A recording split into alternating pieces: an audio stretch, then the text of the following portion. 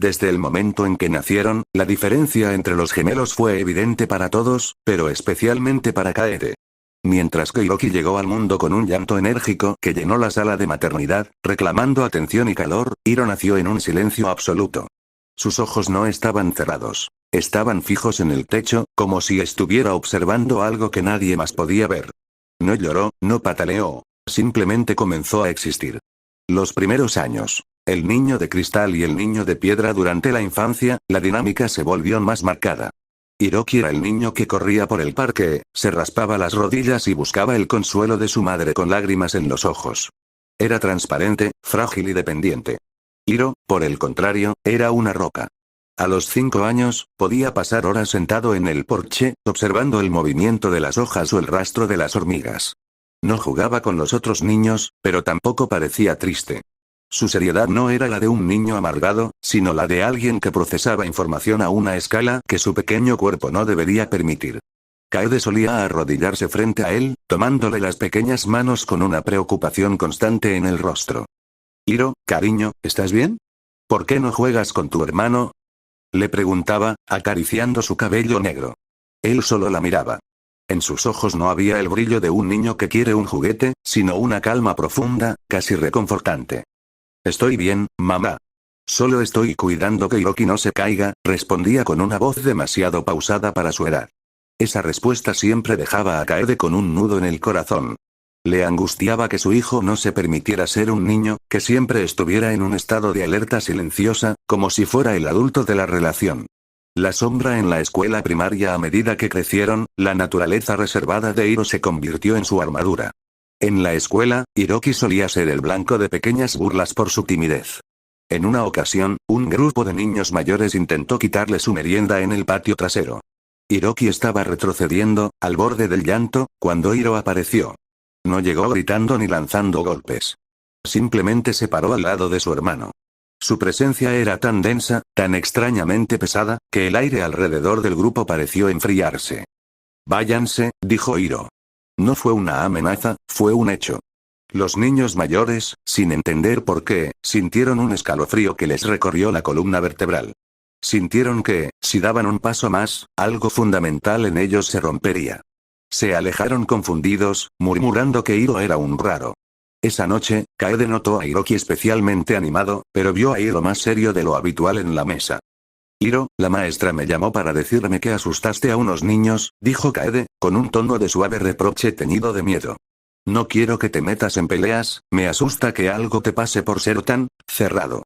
Hiro dejó los palillos sobre la mesa con elegancia. Miró a su madre, notando las pequeñas líneas de cansancio en sus ojos. No hubo pelea, mamá. Nadie va a salir herido mientras yo esté aquí. No te preocupes por mí, preocúpate por Hiroki. Él es quien necesita tu alegría. La adolescencia. El peso de lo invisible al llegar a la secundaria, la brecha se hizo un abismo. Kanoko, la hermana mayor, a veces se sentía intimidada por su propio hermano menor. Mientras ella y su madre intentaban mantener un hogar alegre y normal, la presencia de Hiro era como un ancla que mantenía a la familia conectada a tierra, pero con un aura de misterio que nadie podía descifrar. Hiroki se volvió totalmente dependiente de la sombra de su hermano. Para el mundo exterior, Hiro era el chico guapo pero inalcanzable y extremadamente serio del salón 1A. Nunca hablaba más de lo necesario, nunca se reía a carcajadas. Era como una estatua viviente que solo cobraba vida cuando alguien miraba de más a su hermano o a las mujeres de su familia. Nadie sabía que dentro de ese cuerpo adolescente, el espíritu de Atlas Goku dormía profundamente, filtrando la realidad para que ninguna tragedia tocara a los Mori. Hiro no sabía por qué se sentía así, ni por qué sentía que el mundo era tan pequeño y frágil, pero aceptaba su papel de protector en silencio. Kaede, al verlo salir cada mañana, siempre le acomodaba el cuello de la camisa con manos temblorosas. Algún día me gustaría verte sonreír como los demás, Hiro, le decía con tristeza. Algún día, mamá, respondía él, dándole un breve apretón de manos antes de salir. Pero hoy, mi trabajo es que tú puedas seguir sonriéndole. Capítulo 2. La ilusión del depredador. La llegada de Berta a la academia fue como una mancha de aceite en agua limpia. Con su aire extranjero y una confianza que rayaba en lo patológico, no tardó en poner sus ojos en el entorno de los gemelos Mori. Su primera víctima fue la estabilidad emocional de Hiroki. Hiroki tenía una relación inocente, casi infantil, con una chica de una clase inferior. Bert, utilizando una manipulación psicológica cruel y rápida, logró que ella dejara a Hiroki en apenas una semana. El golpe fue devastador para el gemelo menor, quien llegó a casa con el rostro desencajado y los ojos rojos de tanto contener el llanto. Hiro, sentado en la sala bajo la luz tenue de la tarde, lo vio entrar. No dijo nada, pero sus nudillos se tensaron apenas 1 milímetro sobre el libro que sostenía. Su seriedad habitual se volvió gélida. Él se la llevó, Hiro, sollozó Hiroki, hundiéndose en el sofá. Dice que yo no soy suficiente, que soy un niño. El valor de una persona no lo decide un extraño, Hiroki, respondió Hiro con una calma que asustaba. Pero no te preocupes. Lo que es falso se va rápido, lo que es real, eso no puede tocarlo él. El muro de los Mori esa misma tarde, Bert decidió que la conquista de Hiroki no era suficiente. Quería humillarlo por completo invadiendo su hogar. Apareció en la puerta de la casa Mori con una sonrisa ensayada y un ramo de flores, aprovechando que Kaede estaba en el jardín. Señora Mori, es un placer. Su hijo Hiroki me habló tanto de su belleza que no pude evitar venir a presentarme, dijo Bert, intentando usar ese tono sugerente que le había funcionado siempre. Kaede se detuvo. Miró a Bert de arriba a abajo, pero en sus ojos no hubo ni rastro de la timidez o la sumisión que Bert esperaba. La influencia protectora de Hiro en el ambiente había fortalecido el espíritu de su madre.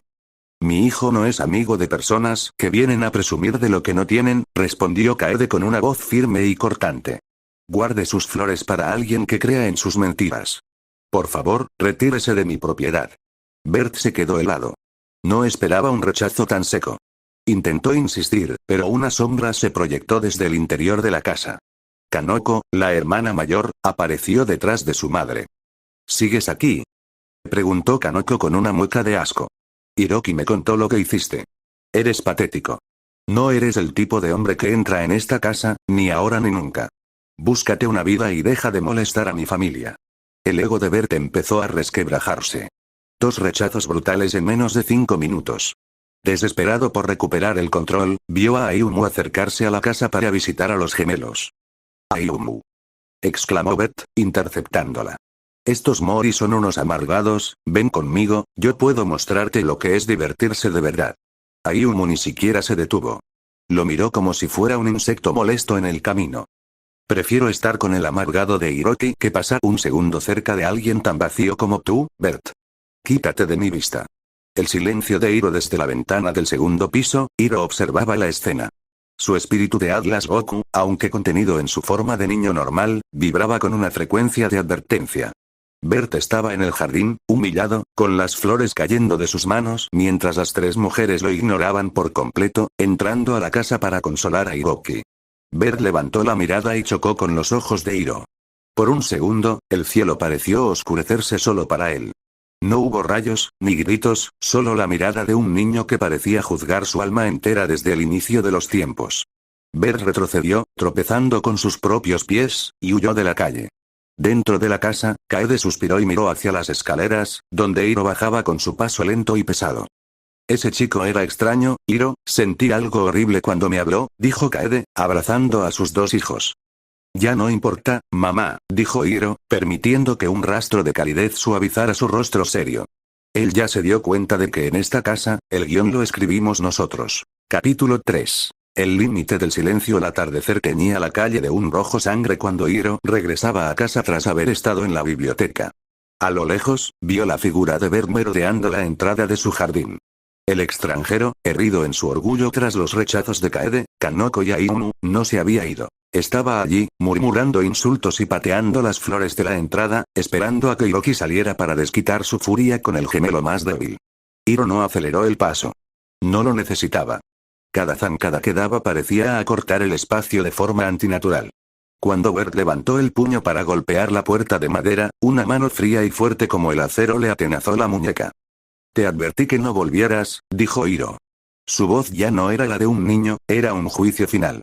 El castigo del protector. Antes de que Bert pudiera reaccionar, Hiro lo lanzó contra el pavimento con una fuerza inhumana. No hubo palabras de advertencia. Hiro se abalanzó sobre él. El primer golpe se hundió en el estómago de Bert, sacándole todo el aire y dejándolo de rodillas. El segundo fue un impacto seco en la mandíbula que lo mandó de espaldas contra la cerca. Hiro, con el rostro completamente inexpresivo y los ojos fijos en su objetivo, comenzó una descarga brutal. Cada golpe resonaba como un martillo contra el metal. No era una pelea, era una ejecución sistemática. Bert intentaba cubrirse la cara, suplicando con gemidos ahogados, pero Hiro no se detenía. La sangre comenzó a manchar el cemento del jardín que Kaede tanto cuidaba. Hiro. Detente. Por Dios, para. El grito de Kaede rasgó el aire. Ella había salido corriendo de la casa al escuchar el escándalo, seguida por un Hiroki aterrorizado. Al ver a su hijo, el niño reservado y serio que siempre intentaba proteger, convertido en una máquina de violencia pura, Kaede sintió que el corazón se le salía del pecho. El despertar del terror, Kaede se lanzó hacia su hijo, rodeándolo con sus brazos y tirando de él hacia atrás. Hijo, lo vas a matar. Mírame, Hiro, detente ahora mismo. Gritaba ella, temblando de puro miedo. Hiro se detuvo en seco. Su respiración era lenta, perfecta, ni siquiera estaba agitado.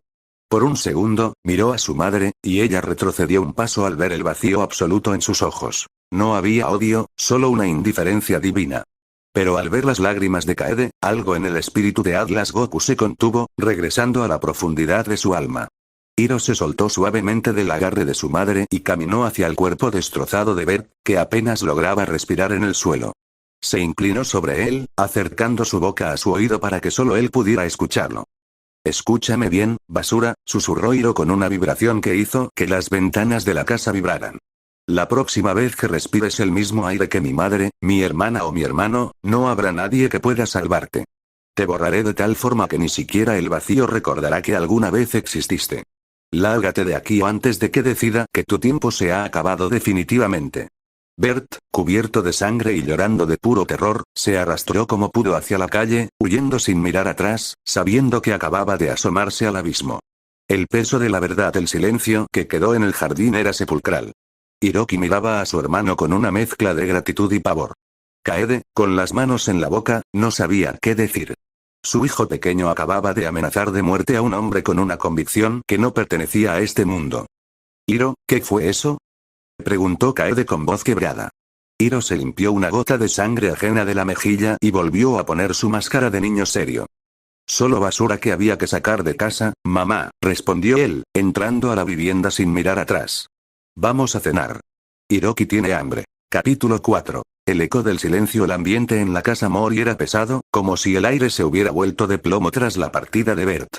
Hiro se había encerrado en su habitación, un espacio pulcro y minimalista que reflejaba su naturaleza ordenada y distante.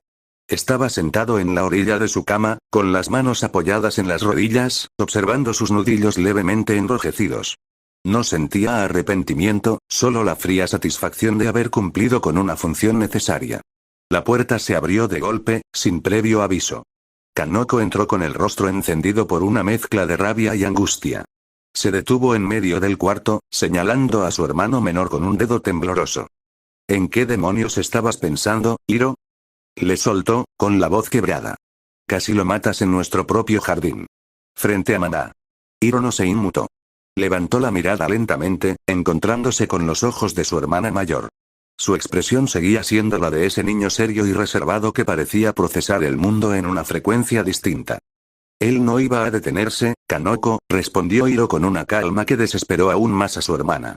La lección de Kanoko. Kanoko caminó hacia él y lo tomó por los hombros, sacudiéndolo levemente, como si quisiera despertar a un niño que está teniendo una pesadilla, aunque en el fondo sabía que Hiro estaba más despierto que nadie. Escúchame bien. Le gritó. Yo sé perfectamente quién es Bert. Sé que es un pedazo de mierda, sé lo que intentó hacernos a mamá y a mí, y sé cómo destrozó a Hiroki. Pero las cosas no se arreglan así. No somos animales, Hiro. No puedes ir por la vida rompiéndole los huesos a la gente solo porque son basura. Hiro la escuchó en silencio. Por un momento, el espíritu de Atlas Goku dentro de él quiso recordarle que él era la ley, que las jerarquías humanas no significaban nada ante el poder que él albergaba. Pero se contuvo. Seguía siendo su hermano menor en este plano de existencia. Si no lo hacía yo, ¿quién lo haría?, preguntó Hiro. Hiroki. Él solo sabe llorar por lo que perdió. Tú. Mamá. Él no respeta su voluntad. Ese no es el punto. Replicó Kanoko, soltándolo y retrocediendo, frotándose las sienes. Mamá está abajo temblando, Hiro. Está asustada de su propio hijo. ¿Entiendes lo que eso significa? Ella siempre se ha preocupado porque eres especial y serio, pero ahora te vio como un monstruo. No quiero que seas un monstruo para protegeros. Queremos a nuestro hermano, no a un guardaespaldas asesino. La promesa de la sombra Hiro bajó la mirada a sus manos. Por primera vez en la conversación, hubo un rastro de algo parecido a la tristeza en su rostro, aunque fue casi imperceptible. No soy un monstruo, Kanoko, dijo él en voz baja. Solo soy el muro que separa a esta familia de la suciedad de este mundo. Si eso te asusta, lo lamento. Pero no voy a pedir perdón por asegurar que nadie vuelva a ponerles una mano encima. Kanoko se quedó en silencio, mirándolo con una mezcla de lástima y miedo. Se dio cuenta de que, aunque Hiro pareciera un niño normal sentado en su cama, había algo en su mirada que nunca podría ser educado o corregido por las normas sociales. Prométeme que no volverá a pasar, dijo ella, con un tono que ya no era de regaño, sino de súplica. Prométeme que intentarás hacer las cosas de otra forma. No quiero que termines en un reformatorio o algo peor por culpa de un tipo como Bert. Hiro la miró fijamente durante unos segundos. Haré lo necesario para que mamá esté tranquila, respondió con ambigüedad. Vuelve con ella. Dile que no tiene nada que temer en esta casa. Jamás. Kanoko suspiró, sabiendo que esa era la única respuesta que obtendría. Salió de la habitación cerrando la puerta suavemente, dejando a Hiro nuevamente en su soledad. En la oscuridad de su cuarto, Hiro cerró los ojos. Por un instante, una luz blanca y divina parpadeó en su interior, una energía que podría reducir el planeta a polvo si él lo deseara. Sabía que la paz que Kanoko pedía era una ilusión frágil, pero por el amor que le tenía a su familia, intentaría mantener la máscara de normalidad, al menos hasta que el próximo peligro cruzara la puerta.